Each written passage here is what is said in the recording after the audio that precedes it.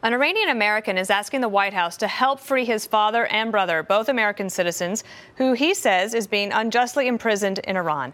Joining me now is Babak Namazi and Jared Genzer, legal counsel to the Namazi family. Babak, let me start with you. How serious is the situation? The situation is extremely serious.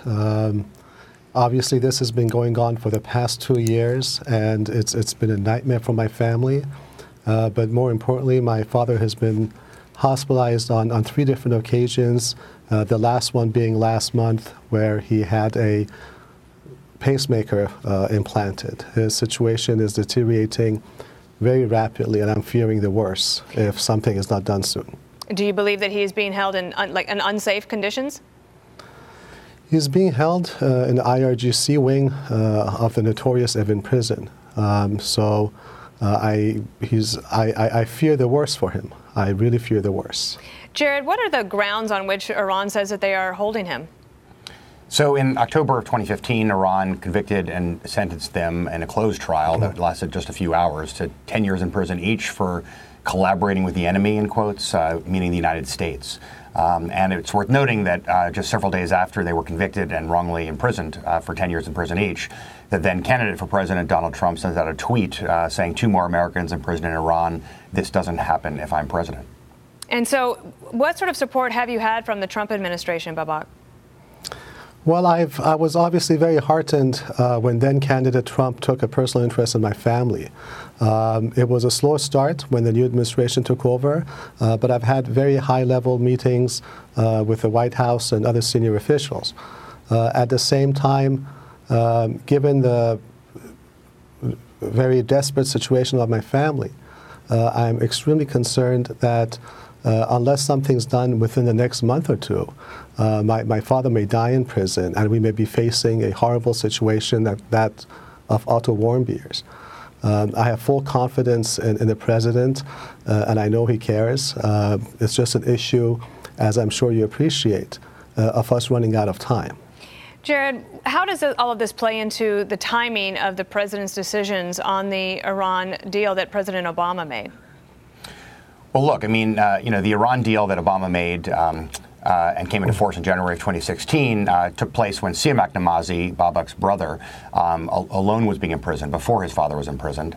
And really in an extraordinary decision when the U.S. was unfreezing $100 billion of assets and sending hundreds of millions of dollars of cash to the Iranian government, the U.S. government secured the release of 5 of the 6 Americans imprisoned in Iran and left Siamak Namazi behind inexplicably. And, it's been reported publicly that Secretary Kerry received assurances from the foreign minister of Iran that Siamak Namazi was going to be freed within a few weeks. And no surprise, Zarif isn't exactly a trustworthy guy. Not only did that not happen, but then Babak's father, Bakir Namazi, was detained. And so the situation went from bad to worse. Now, obviously, with Iran today and the U.S.-Iran relationship, the president has just rolled out a new policy in Iran. Freeing the hostages is a key component of that new policy, and obviously we're very grateful for that. But nonetheless, it's quite clear 9 months into the new administration that what has been tried so far has not worked.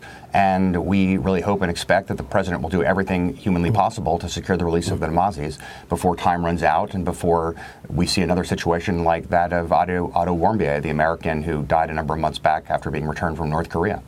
Babak, talk to me a little bit more about that. When you saw Otto Warmbier come back and he was in such desperate situation after being tortured by the North Koreans, what went through your mind? I mean, what's been going in my mind day in and day out, 24 hours a day for the past 2 years, was very vivid for a moment when I saw what could be the end result.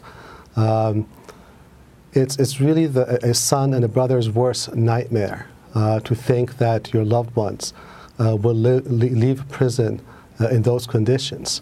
I suppose the main distinction I can make between Otto's case and my family's case is we had no idea of Otto's condition until it was too late.